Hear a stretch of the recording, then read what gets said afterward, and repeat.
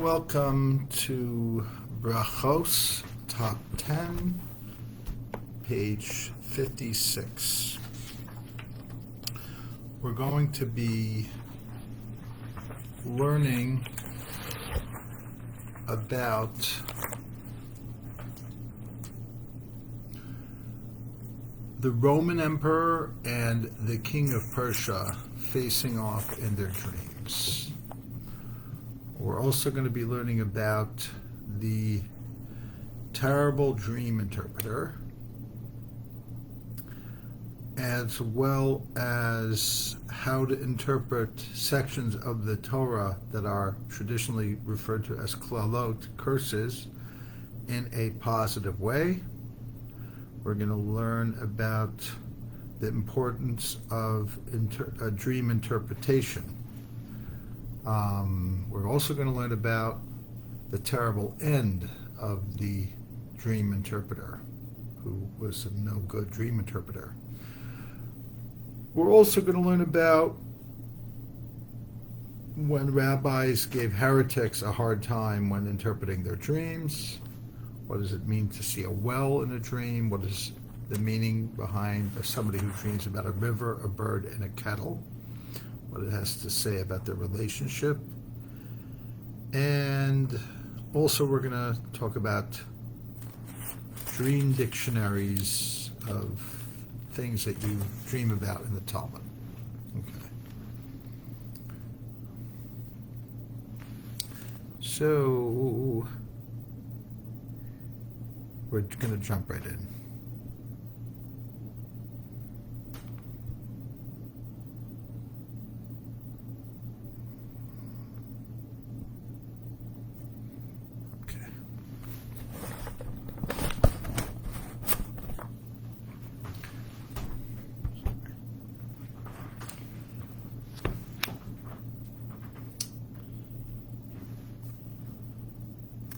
So we're on 56 of Brachot,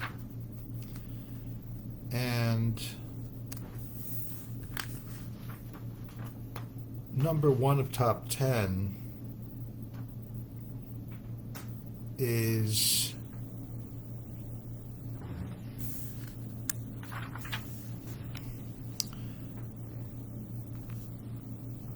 the Caesar, the Roman emperor, saw the great sage, Rabbi Yeshua, the son of Hananiah. And he said, Jew, tell me, I hear you're wise, or I hear the Jews say about you that you're wise.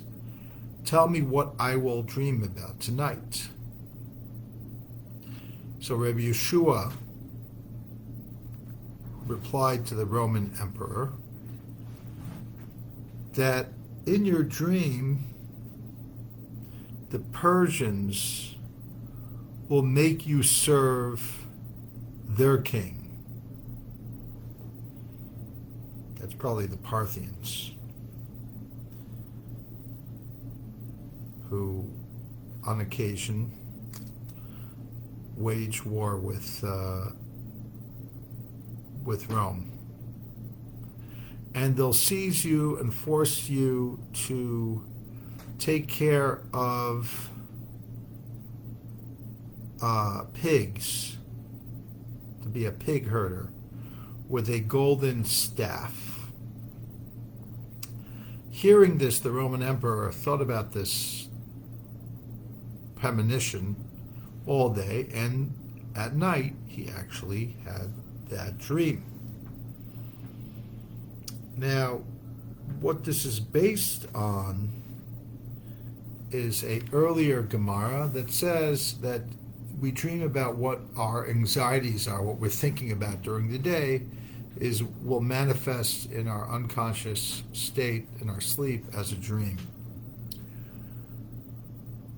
Now, obviously it's known that there was this rivalry between, first, I think, Greece and Persia, and then Rome and Greek against the Greeks, and then eventually the Rome against the Parthians, and so on. So he was kind of tapping into the most obvious concern that this Roman emperor may have had. So it was easy enough to kind of remind him. That's why sometimes we don't want to hear the bearers of bad news, not because we say that they're wrong per se. It's just it's more pressure than we're able to handle. So that's one way of looking at a dream. A dream is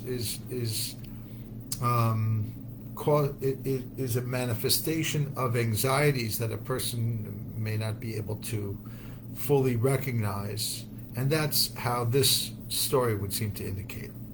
And then there's another parallel story to that, part 2 of number 1 of the top 10, is King Shapur once told Shmuel lived later than Rabbi Yeshua. Shmuel was an Amora, an early Amora, and Rabbi Yeshua was a Tana. And the King Shapur, who was a Persian king from the Sassanid dynasty, also frequently clashed with Rome. He says, I hear you Jews say that you, Shmuel, are wise. Why don't you tell me what I'm going to see in my dream? Shmuel responds to this king, and he says, I see the Romans taking you into captivity, and they're going to force you to grind date pits with a golden mill. And the king thought about this the entire day, and eventually when he went to sleep, he actually had this as a dream. So let's take a look at the details of the dream of both the Roman emperor and the king of the Parthians. In the case of the Roman emperor, Rabbi Yeshua mentions him being forced to pasture pigs with a golden staff. And that, the commentaries say, is that often when one kingdom would win the war against another kingdom, they would subjugate the losing kingdom, but keep the ruler, in this case it would be the emperor, in his place in a state of subservience to the new winning kingdom. So in a sense, he would still have his staff of gold, but he would be forced to be a vassal state and to pay homage and taxes and so on and so forth, and be controlled by the winning army. So that's why it has the staff of gold, but he'd be herding animals, which basically means the pig might be a reference to Esav, which is reminiscent of the animal that looks like it's kosher when it shows its split hoof, but in fact, because it does not show its cut, is not kosher. It might have been an allusion to that. And then when it came time to King Shapur, Shmuel gives him the same advice, but in the opposite direction. So basically what we see here is that this clash of civilizations was very much, we were in the crossroads often of this conflict. So question is, why would we want to poke the bear, so to speak? And there already have enough conflict without us mentioning, without Rabbi Yeshua and Shmuel mentioning it. The simple answer is they were just revealing the obvious, and which is where the dream is a revelation of the obvious. This is what you are preoccupied with, and that's what you're going to dream about. That's one interpretation.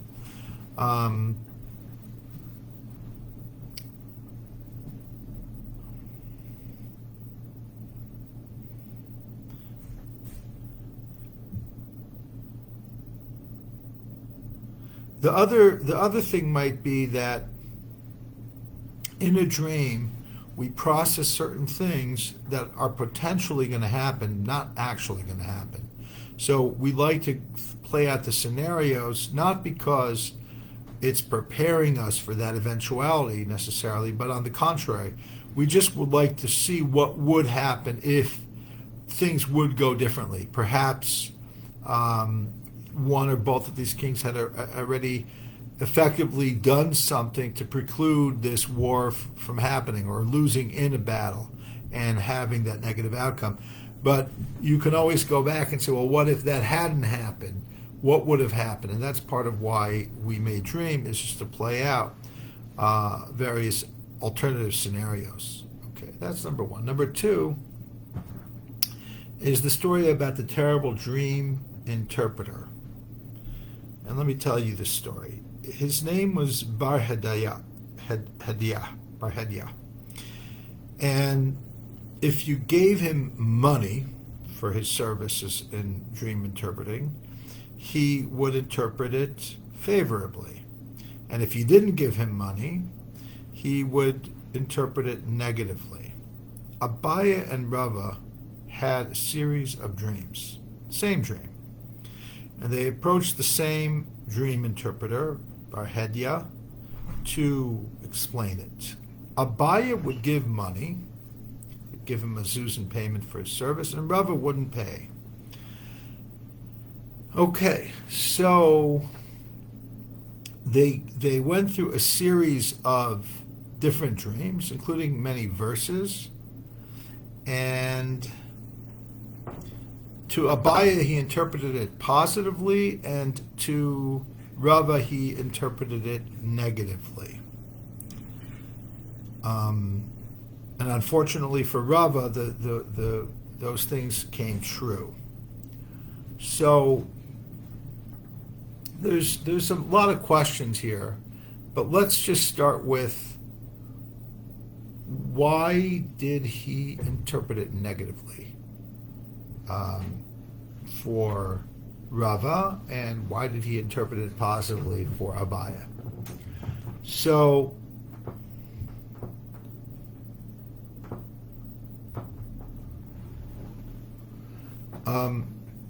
I think the answer is that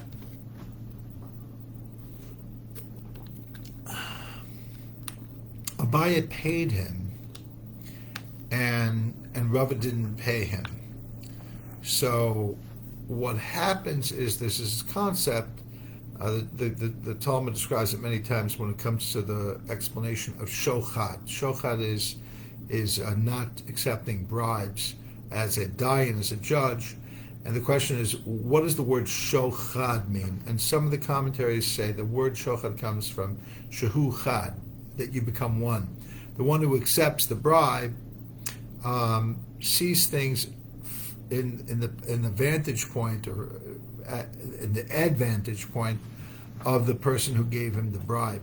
So in a sense, by Barhadiah receiving payment from Abaya, he wanted to see and interpret Abaya's dreams all to the advantage of Abaya, because he loved Abaya, because Abaya was generous to him. When it came to Rava, who for whatever reason he didn't feel he could tell to pay him, but instead of rejecting Rava's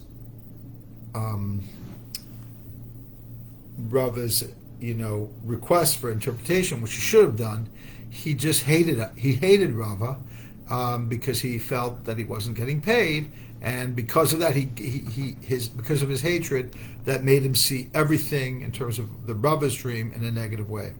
What we have to know from this story is the power of money, the power of receiving money when service is rendered versus not receiving money when service is rendered, how it affects how we look at somebody.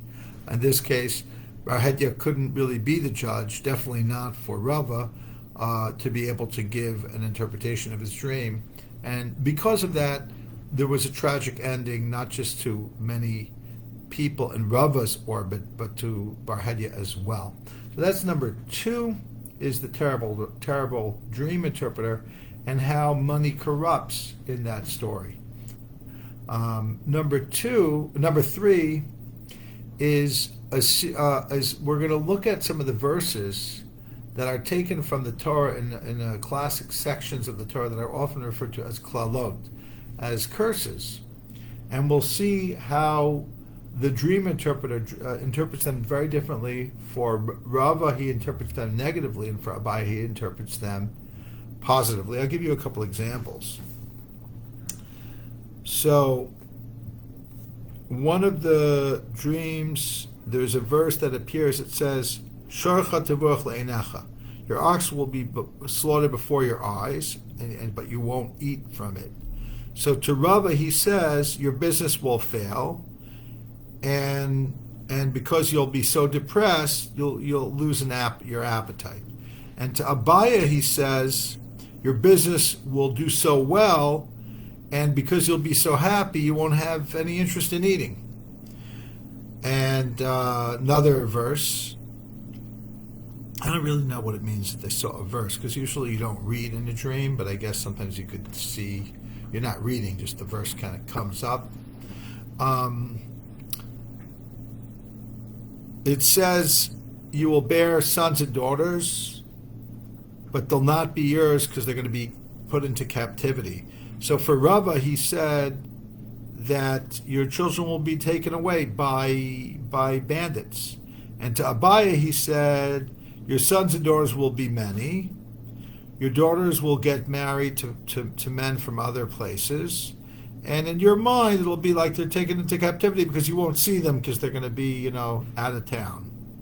So so we see that Rava got its literal meaning, a negative meaning, and Abai got a positive spin on these verses. Another case is that they told this dream interpreter, your sons and your daughters will be given, Nesunim Lamacha, they'll be given to another nation.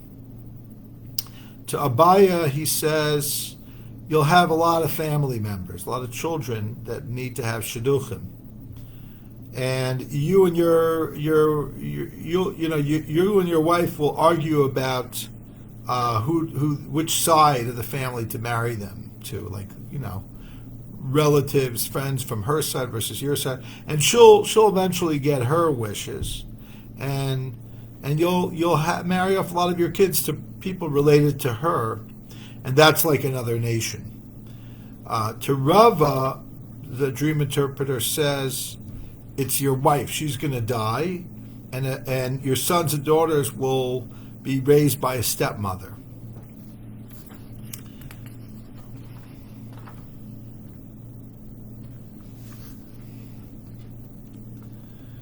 Okay. And there are other verses as well, such as "Go eat your bread with joy." These are not the curses anymore. So I just want to say something about this. Although Barhedia is not coming out as a good person, it's pretty clear from a straightforward reading of the Talmudic text that his interpretation, for Abaya at least, in the positive, was okay, maybe more than okay. It might have helped.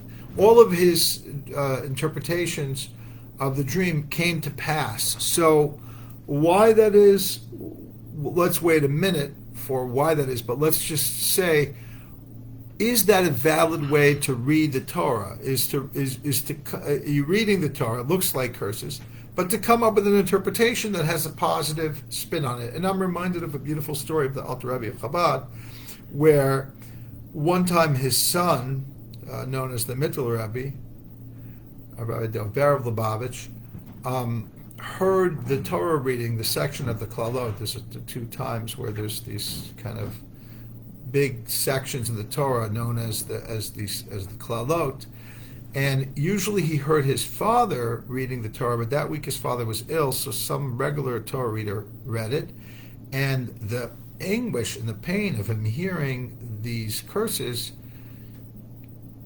got bothered him to so much that he passed out, he fainted. And eventually he was revived and he was doing better. And they said, what happened? You're already an adult, you've heard this Torah reading so many times, and you faint now? He said, yes, because my father, when he reads it, I would only hear blessings. When this ordinary Torah reader read it, I heard for the first time curses. So the truth is, you don't even have to be the Alter Rebbe. You could be Bar Hedia, you could be a dream interpreter, and you could find a positive spin on what looks like to be a klala, and it'll turn into a bracha.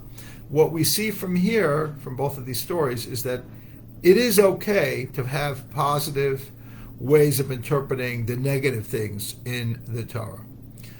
Even though we say often "Ein mikra yotze midei pshuto," that a verse doesn't lose its literal meaning, but anybody who's fluent in Medrash and Gemara knows that that's a technical concept. It doesn't necessarily mean that we don't interpret things. We're always interpreting things, and it's good to know that there's a precedent for interpreting these klalot in a positive way, even though Bar Hedia himself is a colorful character and we don't accept everything he does, but it seems like that is something we can to some degree accept.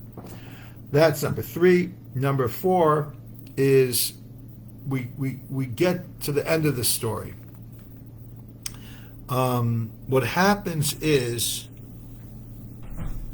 these things keep going. They keep having these same dreams, and Abaya gets a positive interpretation from Bar Hedia, and Rava gets negative interpretation. So they all come to pass according to the interpretation.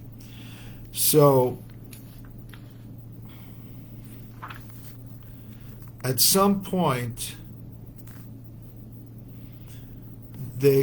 Rava was traveling with Bar Hedia.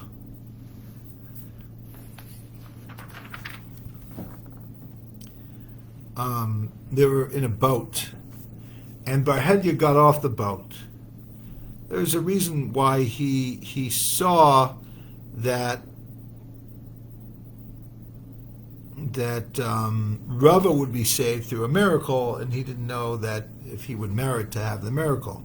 But as Bar Hedia disembarked, a book fell out of his hand, and Rava picked it up, and he found written in the book that kol hachalomot holchin achar hapeh, that what happens with the dream follows its interpretation. So upon seeing this, Rava realized that all of these years, all of the times he came to Bar Hedia for a dream, Bar Hedia caused all of the tragedies for Rava because he had told him all of these negative predictions or meanings of the dream, and they all came true. Realizing that, Rava says, "Wicked person, you are the cause of all the pain, of all the suffering," because he basically lost his family and his fortune and his chance to be the Rosh Hashiva. I didn't go through all of the various things. It's the longest section of one dream after another being interpreted, but basically he had so many misfortunes due to these interpretations of the dreams. Including loss of health, family members, becoming Rosh Hashiva, and his wife as well, and other terrible things. So he says, "I could forgive you for the things that happened, except for the death of my wife, who was the daughter of Rav Chisda." So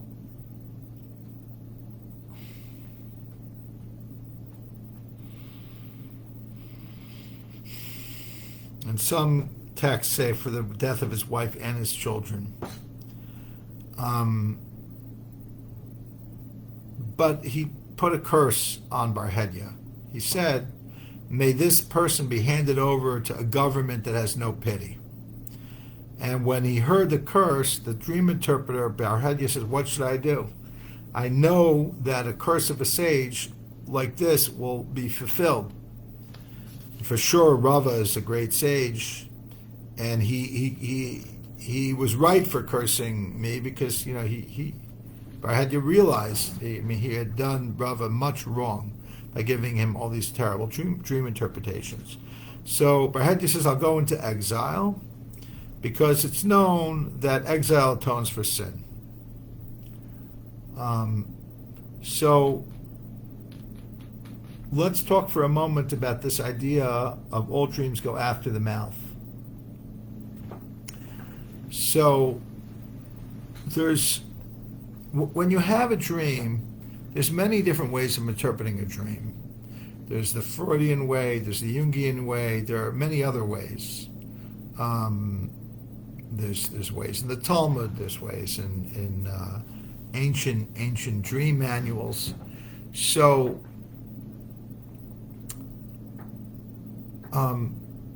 there's a narrative of what happened in the dream.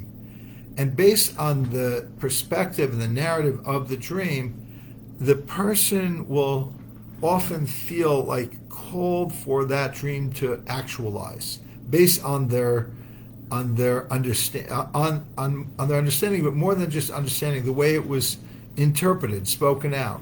So that's kind of like the power of suggestion. A lot of times when we're in the middle of the road, not knowing to go to the right or the left, somebody will say something to us, and that will, in our mind, turn us to the right.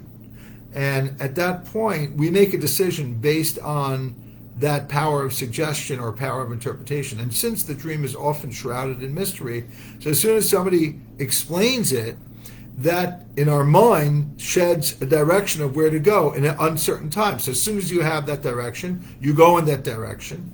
And therefore,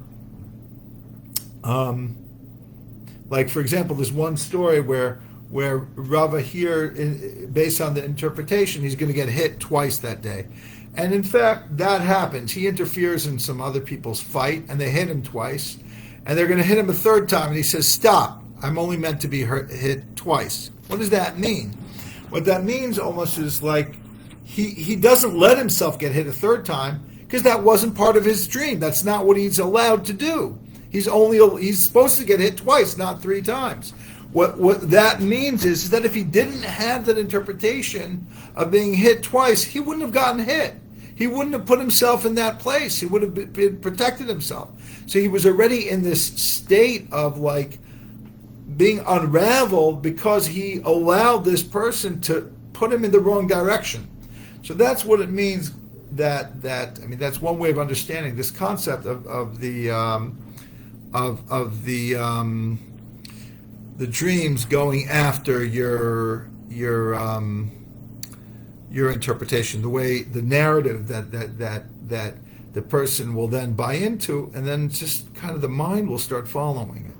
There's more there, but that's the basics. Now we're going to go to number 5, which is the terrible end of the dream interpreter, and perhaps a very innovative analysis by a dear friend of mine, a psychologist, to explain the story, this very, very troublesome story. So what happens is he exiles himself to Rome. This is the dream interpreter now. And he sits in front of the treasury.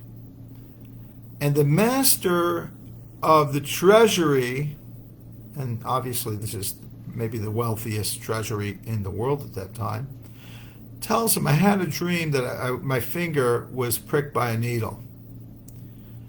And Brachot says, "Give me a Zeus, and I'll interpret the dream for you." Obviously, he wasn't really well known as a dream interpreter. Maybe some people knew that he was a dream interpreter, but he didn't come with enough credentials to be able to extract the Zeus, and he got nothing, so he didn't interpret it. A little while later, the same head of the treasury comes to Brachot and says, "Now I had a dream that a worm ate or burrowed itself into 2 of my fingers." Again, Brachot says, "Give me the coin and I'll interpret it." And again, the master of treasury says, "No, he doesn't interpret it." And he gets nothing. So a third time, this time the treasury's head says, "I saw that a worm had eaten my whole hand." And at this point, Brachot says, "It seems like the worms have gotten to the royal silk robes."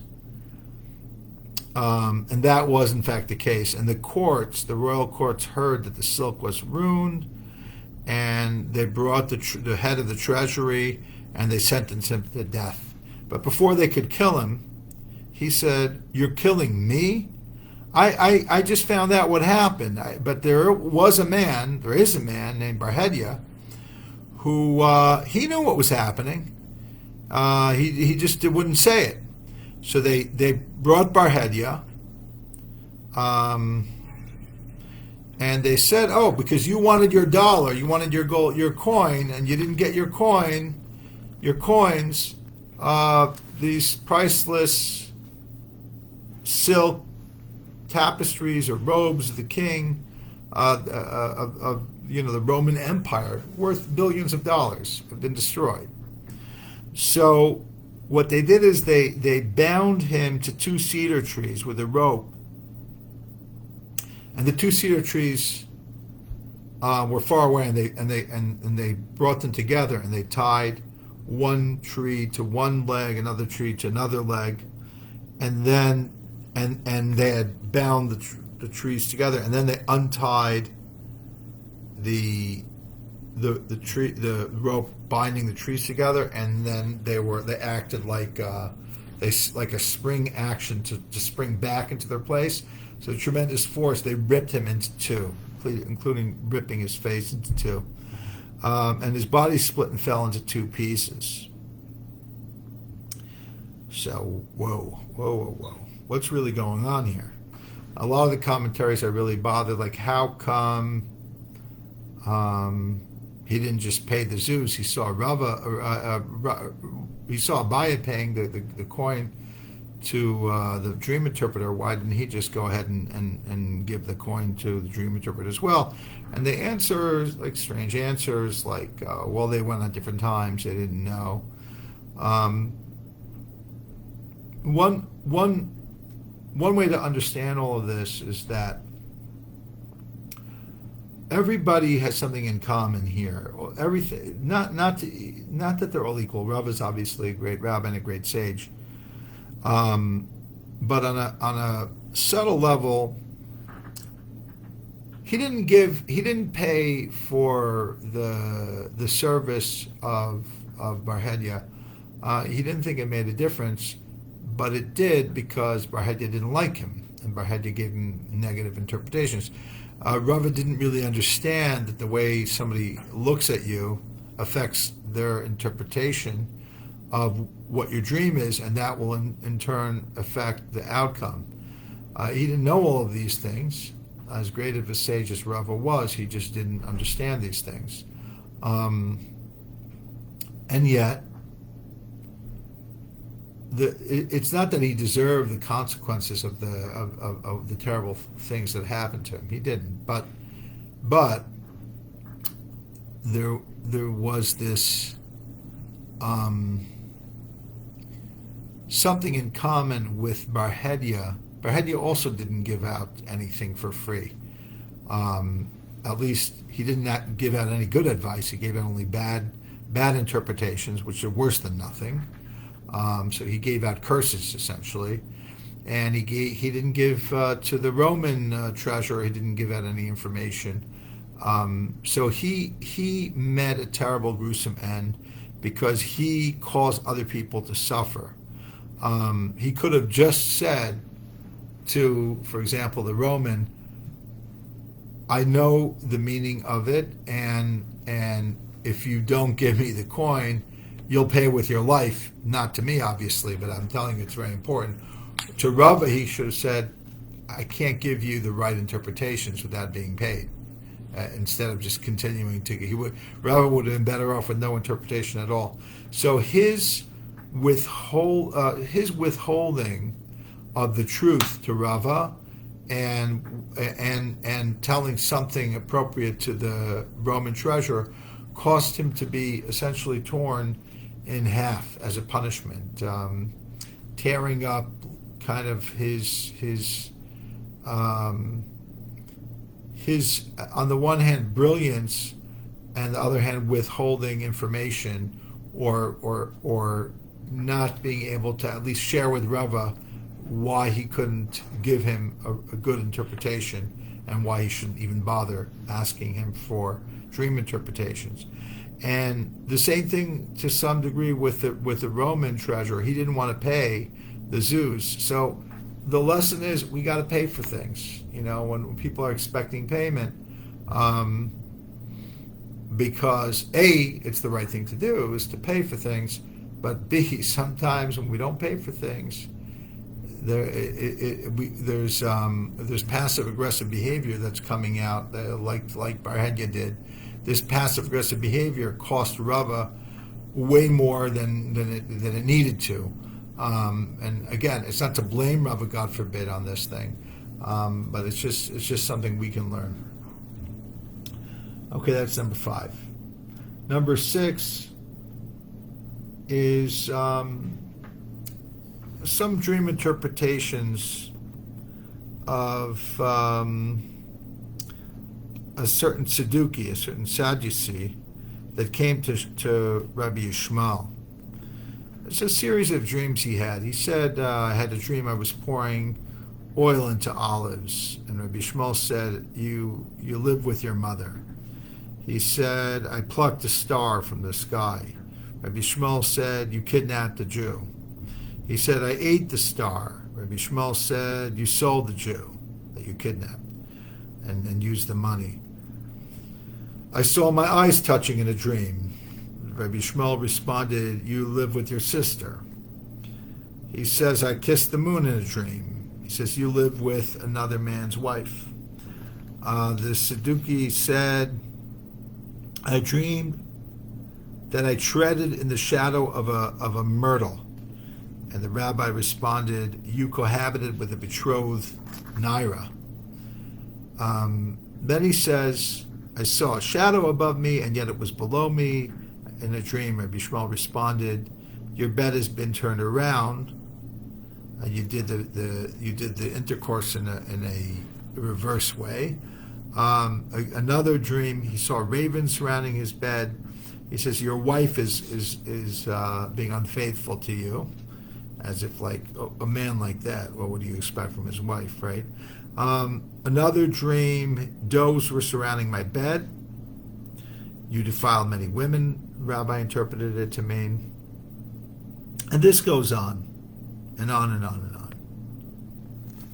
And finally, there's only a few more, but he ends off with one that says, I was peeling an egg in a dream, and the rabbi interpreted that you stripped the clothing of a corpse to wear its clothing. And the Sadduki responds to all of these, and he says, you're right, all of those, your interpretations are correct, except the last one. They didn't take a dead body, a dead person's clothing. In the meantime, a woman came and accused the Sadduki of wearing the cloak that had belonged to a dead person. Okay, so now after all of this said and done, he has another dream.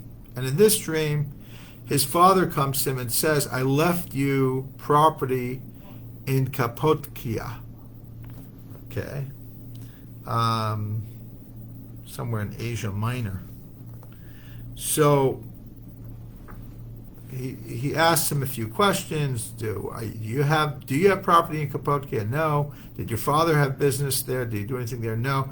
He says, then it's not the place Kapotkia. Kappa comes to the word beam, and Dikka, which is Kapotkia, part of the same word, comes from 10.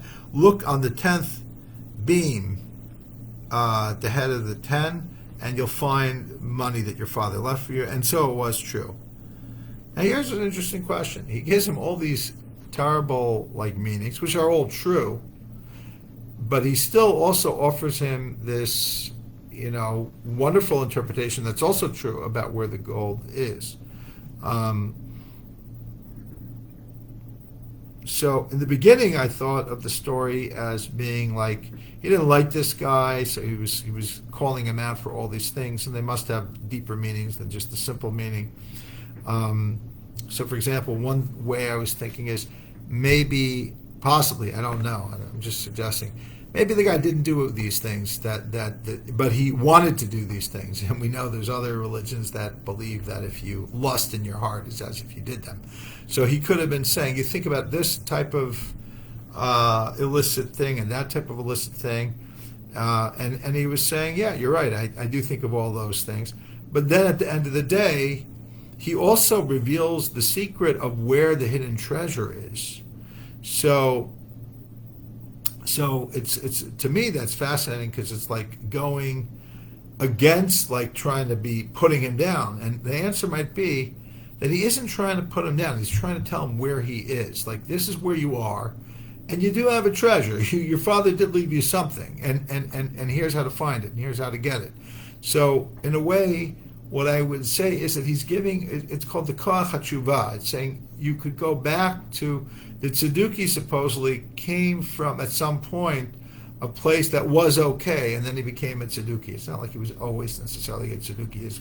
His great-grandfather might have been Avram Avinu. I don't know. So the point only is that you have a hidden treasure in your home.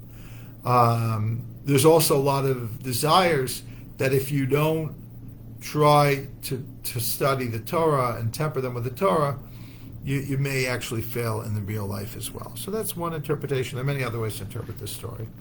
But that's about the dream of the heretic. Now let's go into more specific dream interpretations.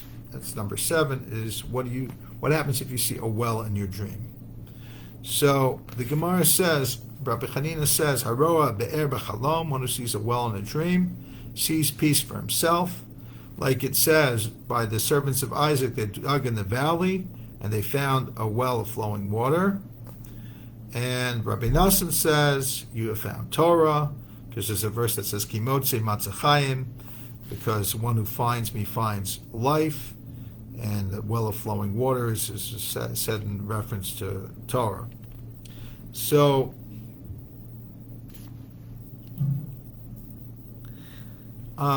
let's talk for a moment about the well of Isaac. You see, it's interesting. We were just talking about the idea of the avot, of the patriarchs, or the zchut avot, the merit of the patriarchs. And I'd like to suggest that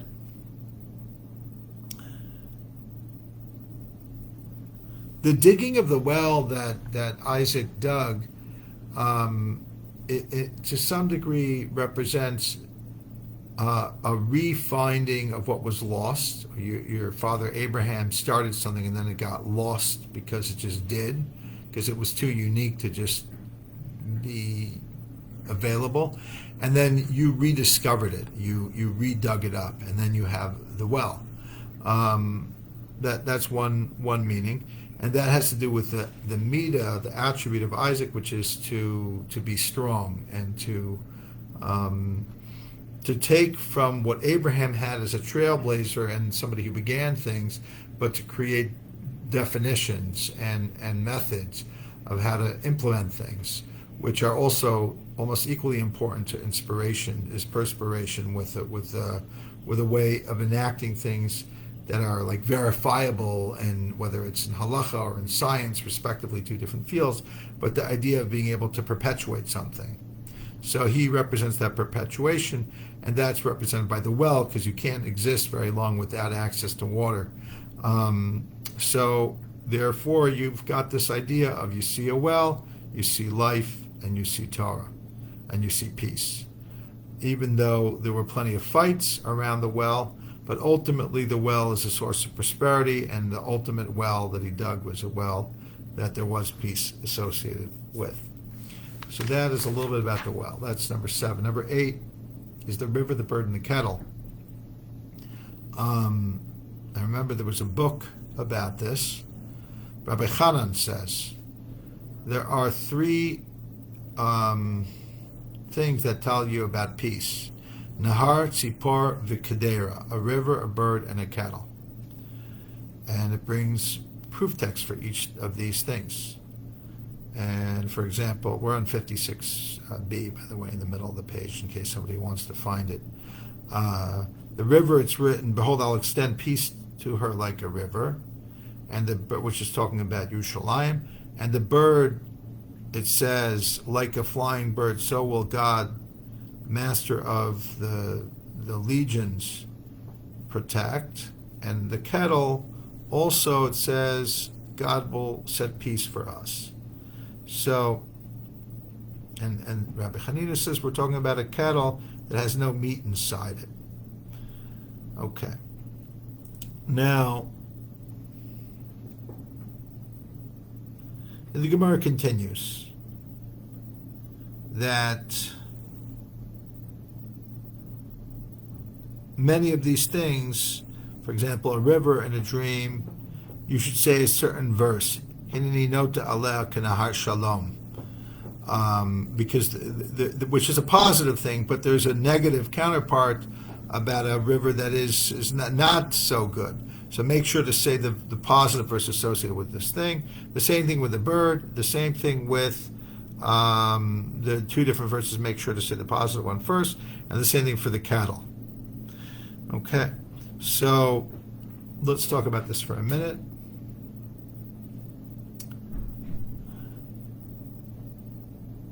The river, the bird, and the kettle. So, for example, you could say the river is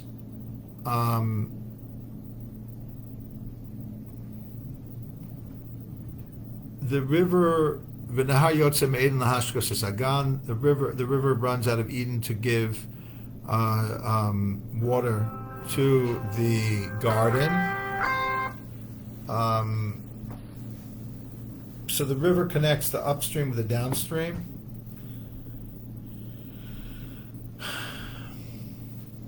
And that could represent either somebody represents the upper river, and somebody represents the fertile valley that the river gives its water to.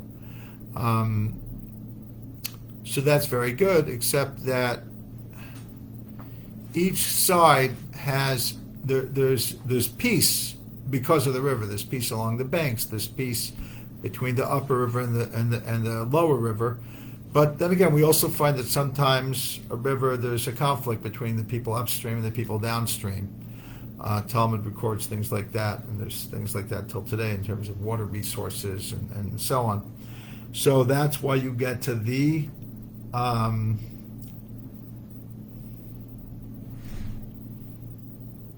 bird.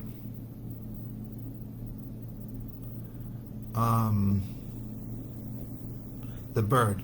What does the bird represent? The bird represents the thing that wakes you up in the morning. What is the bird? By the way, a beautiful thing about the morning is you hear the birds singing, and they're in the trees. They have this whole thing, this whole situation going. That represents the soul. That represents something that wakens you up. That the person that you're with needs to have an ability to wake you up to a new reality, to keep you just from getting like mentally old. They have to challenge you in a good way, like a bird. And the beautiful thing about the chirping of the bird, even though it makes noise, it's peaceful. We also know the danger of a bird is lashon hara, is chattering, mindless, or even bad talk. So that's where you come to the kedera, you come to the kettle. The kettle is domestication, where the fire and the water and the container and the are able to create a controlled heat that you turn into tea or coffee. That represents the blessing of the home, that you could have the passion, the intimacy, the physical intimacy that could actually create family and structure. So I mean, I know there's different ways to interpret it. That's just kind of whatever fell into my head. Okay, so let us go to number 9. If you see certain things in a dream, the Talmud continues and says that if you see grapes in a dream, you should say the verse, Ka'anavim b'midbar, I found grapes like grapes in the desert. make sure to say that, because there's another verse that says their grapes are the grapes of gall. You don't want to say the negative verse. If you see a mountain in a dream, you should say, Manavu al harim ragle mevaser. How pleasant are the footsteps of the herald that's on the mountain. Before you say another verse, Al harim esabechi nehi. Woe and terribleness upon the mountain, I'll raise my voice in crying. If you see a shofar in the dream, you should say, on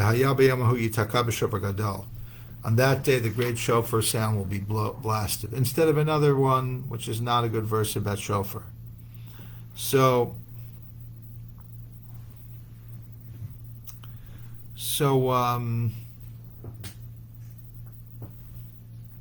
Okay. So one interesting thing about this thing is it's connected again to Kol hachalomot hochan acher hapeh. All dreams follow the narrative that follow the mouth. So when you find one thing is that a dream is a little bit of prophecy. We said that some dreams are a little prophetic. Other dreams are just whatever you're thinking about during the day. Your unconscious is just a reflection of your conscious mind. And what you need to know is that in case it's a little prophetic, so what better prophecy to access than a pasuk, than a verse, and specifically a positive verse. So by accessing the positive verse, you'll manifest, that'll become the narrative, so to speak, of how the dream will manifest, and hopefully that will happen. So that's number 9. Number 10 is if you see these things in the dream, this is what they'll mean. Tana Rabbanan, the rabbis taught, if you see a reed in a dream, you should anticipate wisdom. Like it says, acquire wisdom. Kanei chachma, which the word acquire is kanim. Reeds plural, more than one reed, then anticipate bina, understanding. Rabbi Zera says a gourd or a heart of palm or wax or a reed, they're all favorable omens in a dream. Brachot taught that they don't show gourds in a dream only to somebody who is God-fearing with all their might. Somebody who sees a ox in their dream should arise and say the verse B'chor Shara Hadarlo. The firstborn ox, he is nobility. Okay. So 5 things that we say about an ox in a dream. If you eat the ox in the dream, you'll become healthy. If the ox gored him, he'll have sons that will be strong, like goring in their study Torah, which is a way of being like they win their Torah arguments. If the ox bites him, then bad things happen. And if it kicked him, then he has to journey a long while. If he rode upon him, then he's going to arise to greatness. Okay, I think I have some apparent contradiction to the last thing. And then it says, if you see a donkey in a dream, you should anticipate Yeshua, to be saved. And he brings a proof text for that. Okay. Anyway, there's a lot to say about this, but the main thing is that there are ways of interpreting these verses with specific meaning, and why we do that and when we do that, that's part of the Talmud. Thank you.